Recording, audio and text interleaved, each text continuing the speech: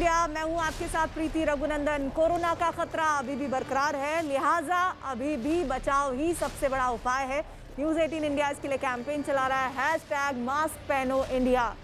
सावधानी ही इस वक्त आपको सबसे ज़्यादा बचाव करेगी। और इसी के साथ ही आइए खबरों की शुरुआत करते हैं और आपको बताते हैं कि आज की सबसे बड़ी खबर में और क्या क्या तमाम अपडेट सामने आ रहे हैं। दरअसल मोदी सरकार ने एक नया मंत्रालय मिनिस्ट्री ऑफ कोऑपरेशन बनाया है और इसकी कमान अमित शाह को सौंपी गई है। सहकार से समृद्धि के विजन पर इस मंत्रालय को बनाया गया है। अमित शाह के पास इस नए मंत्रालय की कमान के क्या मतलब हो जाते हैं, और इस पर न्यूज़ 18 ने ब्रजेश कुमार सिंह और आनंद नरसिम्हन ने देश के कई बड़े सहकारी संगठनों के अधिकारियों से बात की है। ब्रॉडकास्ट में, खास डिजिटल ब्रॉडकास्ट में आपका स्वागत है। गृह मंत्री अमित शाह अब प्रदेश के कोऑपरेशन मिनिस्टर भी नियुक्त हुए। ये कोऑपरेटिव मिनिस्ट्री क्या है, ये कोऑपरेशन मिनिस्टर क्या, इनकी भूमिका क्या होगी और अमित शाह ही क्यों, और इसके तार गुजरात से कैसे जुड़ते हैं और इसकी भूमिका, इसकी पृष्ठभूमि क्या है, और भारत भर में अगर ये कोऑपरेटिव मूवमेंट को और सुदृढ़ करने की मंशा से इस मिनिस्ट्री को बनाया गया है तो इसकी वजह से कैसे लोगों को फायदा होगा। आज हमारे साथ कुछ ऐसे लोग जुड़े हैं जो कि इस कोऑपरेटिव मूवमेंट से ही जुड़े हुए हैं।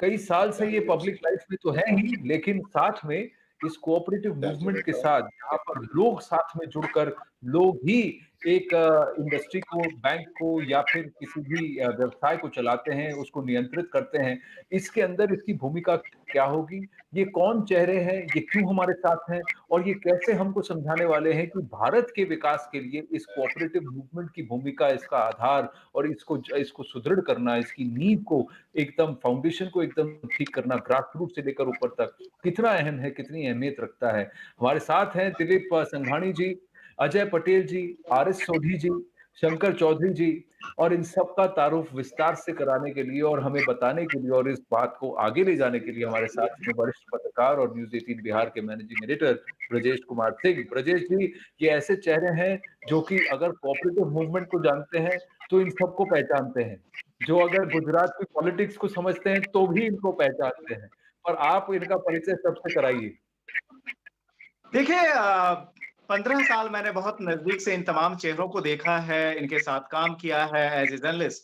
और मैं बता सकता हूं कि अगर इस देश में अगर कोऑपरेटिव के मूल मंत्र को समझना है और कोऑपरेटिव जो है किस तरीके से इस देश में विकास को जो है सो चौतरफा दिशा दे सकता है, आपको काफी तेजी से आगे लेके जा सकता है, और जो कि इस नई मिनिस्ट्री के फॉर्मेशन का उद्देश्य भी है कि सहकार से कैसे समृद्धि आ सकती है।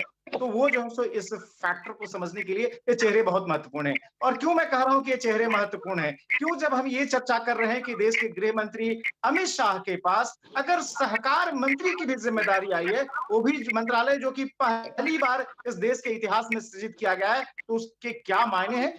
क्यों अमित शाह को ही, जिनके पास देश के गृह मंत्री के तौर पर इतनी बड़ी जिम्मेदारी है, उनको ये जिम्मेदारी दी गई इस नवसृजित मंत्रालय की। अगर इसको समझना है तो ये तमाम चेहरे बहुत जरूरी हैं।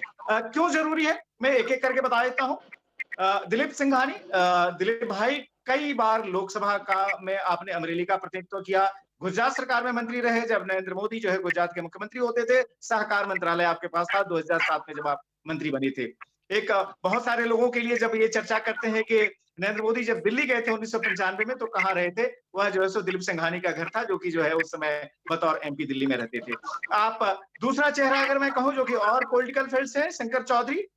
शंकर भाई भी गुजरात सरकार में मंत्री रहे जब नरेंद्र मोदी ने दिल्ली की तरफ प्रस्थान किया। आनंदीबेन पटेल जो है गुजरात में मुख्यमंत्री बनी, उनकी सरकार में जो है शंकर चौधरी कई सारे विभागों के मंत्री रहे। साथ में महत्वपूर्ण बात, जब हम डेयरी सेक्टर की बात करते हैं, दिलीप संघानी का डेयरी से जो परिचय, इफ्को जो कि देश में कोऑपरेटिव सेक्टर का सबसे एक तरह से कह सकते हैं महत्वपूर्ण चेहरों में से एक है, उस इफ्को के आप वाइस चेयरमैन हैं। वही नहीं, जो कि इस देश में तमाम जो कोऑपरेटिव ऑर्गेनाइजेशन है उनकी जो एपेक्स बॉडी है उसके आप प्रेसिडेंट हैं। शंकर चौधरी की मैं बात कर रहा था, गुजरात सरकार में मंत्री रहने के अलावा जो इनकी एक बड़ी इलस्ट्रेशियस जो पृष्ठभूमि है वो ये है कि जो एशिया की सबसे बड़ी डेयरी है बनास डेयरी, उसके आप लंबे समय से जो है चेयरमैन हैं। साथ में उस गुजरात स्टेट कोऑपरेटिव बैंक जिसकी एक समय अगुवाई खुद बतौर चेयरमैन अमित शाह ने की थी, उसके अब वाइस चेयरमैन है। और जिस बैंक की हम लोग बात करते हैं, जो कि गुजरात में कोऑपरेटिव सेक्टर का सबसे बड़ा बैंक है, गुजरात स्टेट कोऑपरेटिव बैंक, उसके जो है मौजूदा चेयरमैन भी हमारे साथ है, अजय पटेल। अमित भाई को कोई अगर बहुत करीब से जानता है, अगर निजी तौर पर भी, तो ये दो चेहरे हैं, शंकर चौधरी और अजय पटेल, जो एक तरह से कह सकते हैं परछाई भी कह सकते हैं राजनीति में, और जो सो दोस्ती के किस्से इनके बड़े मशहूर हैं। ये वो चेहरे हैं जो कि कोऑपरेटिव सेक्टर में भी बड़ी गहराई से उनके साथ जुड़े हैं। आर एस सोढ़ी किसी परिचय का मोहताज नहीं है, जो देश ही नहीं दुनिया के अंदर जिस अमूल ब्रांड ने डंका बजाया हुआ है, उस अमूल ब्रांड की जो मार्केटिंग जो फेडरेशन करती है, Gujarat milk cooperative marketing federation जो है, जिसको हम जो GCMMF के तौर पे जानते हैं, Gujarat cooperative milk marketing federation, उसके आप जो है MD हैं। लंबे समय से जो है इस फेडरेशन को, जिसका ब्रांड अमूल है और जो कि दुनिया के टॉप 10 जो है फूड ब्रांड्स में से है, और जिसका कैंपेन अगर हम लोग टीवी के हिसाब से बात करें, सबसे मशहूर, सबसे इनोवेटिव होते हैं, और जो कि देश में जो कोऑपरेटिव सेक्टर को कैसे ऑर्गेनाइज ढंग से आगे बढ़ाया जा सकता है, उस पर बारीक नजर रखते हैं। ये तमाम चेहरे हैं, तो इनसे हम समझने की कोशिश करते हैं कि जो है आखिर इस जो नई मिनिस्ट्री फॉर्म हुई है, सहकार मंत्रालय, उसकी क्या जो है सो सिग्निफिकेंस रहने वाली है। सरकार ने तो उद्देश्य कह दिया है कि भाई यह सहकार से समृद्धि आएगी, लेकिन ये कैसे इंप्लीमेंट होगा और अमित शाह इसके लिए क्यों उपयुक्त है सबसे ज्यादा, ये सवाल जो है सबसे पहले जो है मैं करना चाहता हूं। जाहिर है शंकर चौधरी के साथ शुरुआत करता हूं, क्योंकि अभी जो है सो उसी बैंक में वाइस चेयरमैन है, जिस बैंक की एक समय जो है वो अगुवाई खुद करते थे, और एज ए पॉलिटिशियन भी दोनों एक दूसरे को काफी लंबे समय से जानते हैं। शंकर भाई, आप ये बताइए कि जो है अमित भाई की कोऑपरेटिव सेक्टर में क्या एक्सपर्टीज है, जिसको कि देश को जानकारी नहीं है। लोग मोटे तौर पर उन्हें ये जानते हैं कि बहुत सफल गृह मंत्री हैं देश के, बीजेपी के प्रेसिडेंट के तौर पर उन्होंने जबरदस्त भूमिका निभाई पार्टी को चारों तरफ लेकर जाने में। गुजरात में बहुत सफल गृह राज्य मंत्री रहे, जबकि खुद जो है नरेंद्र मोदी जो है मुख्यमंत्री होते थे। क्या उनकी जो है खासियत है, ये सवाल मैं जो है सो शंकर भाई के पास आऊं पूछूं। मैं इसके पहले दिलीप संघानी से पूछ लेता हूं, जो काफी समय से जानते हैं, साथ काम कर चुके हैं पार्टी में और कोऑपरेटिव फील्ड के वेटरन है। दिलीप भाई, आपसे ये सवाल, अमित भाई क्यों सबसे अधिक उपयुक्त समझे गए सहकार मंत्रालय जो कि नया नया फॉर्म किया गया, उसकी अगुवाई करने के लिए, उसके मंत्री के तौर पर, जबकि गृह मंत्री की भी बहुत बड़ी जिम्मेदारी है उनके पास। धन्यवाद। अमित भाई शाह गृह मंत्री है, लेकिन वास्तविक वो कोऑपरेटिव के साथ काम करके बाद में गृह मंत्री बने। गुजरात में जिस तरह से कोऑपरेटिव का काम चल रहा था, मुझे याद है, मैं अमरेली डिस्ट्रिक्ट कोऑपरेटिव बैंक का चेयरमैन रहा हूँ करीब 25 साल से। अमर डेयरी जो अमूल का एक पार्ट है, अमरेली डिस्ट्रिक्ट मिल्क यूनियन, उनका फाउंडर चेयरमैन भी हूँ। लेकिन जब मैं बैंक का चेयरमैन था, तब अमित भाई Shah ADC bank, Ahmedabad district cooperative bank का चेयरमैन भी रहा है। गुजरात स्टेट कोऑपरेटिव बैंक में हम दोनों साथ साथ डायरेक्टर भी रहे। आज भी हम डायरेक्टर है, अमित भाई भी डायरेक्टर रहे। तो आज भी अमित भाई कोऑपरेटिव के साथ गुजरात में जुड़े हुए। उसी टाइम भी गुजरात में उनको गृह विभाग जब मिला, उसी टाइम में कोऑपरेटिव, एग्रीकल्चर, फिशरीज, वैसे 10 पोर्टफोलियो देख रहा था। उसी टाइम भी कोऑपरेटिव भी मेरे पास था, लेकिन कोई महत्व का निर्णय करना है तो मैं और अमित भाई साथ में मिलकर मोदी साहब की जो सूचनाएं थी कि समूह में चर्चा करनी चाहिए, तो सहकारिता के लिए कभी हम बुलाना है या बैठना किसी के साथ, तो अमित भाई के साथ बैठा करते थे। और पॉलिटिकली जब बैठना होता था, तब मैं, अमित भाई, उपेंद्र सिंह चुड़ासमा, डोलर भाई कोटेचा, अजय भाई पटेल, शंकर भाई चौधरी, हमारी टीम थी पूरी कोऑपरेटिव। हम सब साथ मिलके आज गुजरात की जो कोऑपरेटिव की स्थिति आप देख रहे हैं, ये हमारी पूरी टीम ने काम किया है मोदी साहब के मार्गदर्शन में।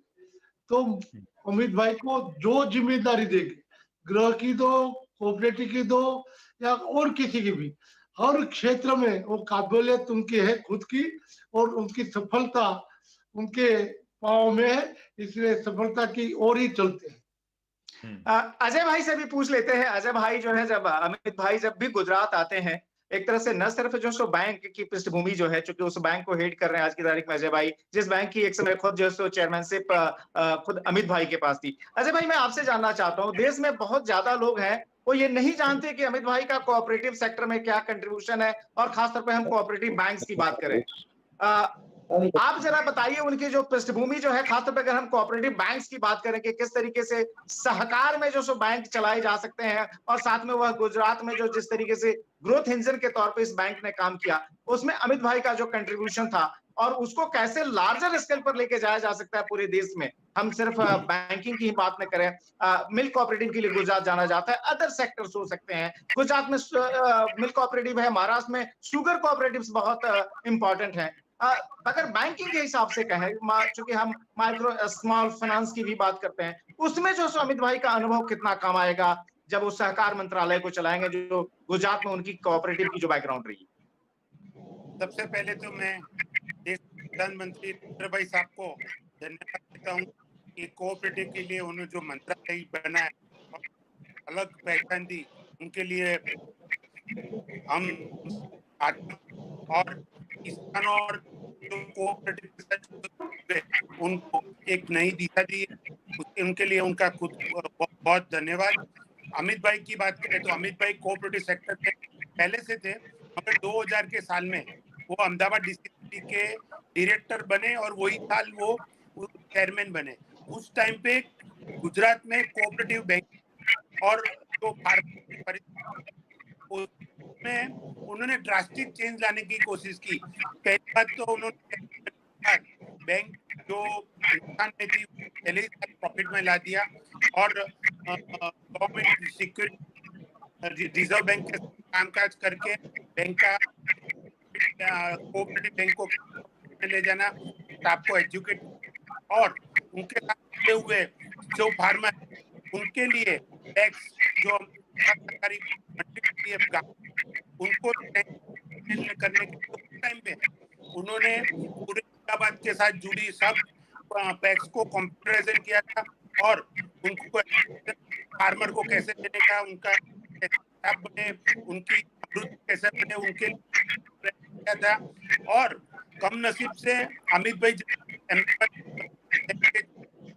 गुजरात में माधुपुरा कैम हुआ था, उन्होंने उसमें से सीख लेके हम सब दिलीप भाई, शंकर भाई सबको साथ में लेके गवर्नमेंट में नरेंद्र सबको साथ लेके ऐसा चेंज किया कि पूरे गुजरात कोऑपरेटिव में 25-30% से ज्यादा लोग कोऑपरेटिव सेक्टर के साथ जो डिपॉजिट हुए वो ग्राहक है उनको सेव करने के लिए उन्होंने गुजरात में माधुपुरा के टाइम पे जो बैंक डिपॉजिट से कितना ज्यादा बैंक डिपॉजिट बैंक अभी जो कायदे तो नया कायदा लाके डिपॉजिटर सेव करना चाहती है, वो सब नरेंद्र भाई साहब ने 2002 में माधुपुरा के टाइम गुजरात में अमलीकरण, जैसे कोई डायरेक्टर को कोई बैंक में से फाइनेंस नहीं मिलना चाहिए, वैसा उस टाइम पे फार्मर की बात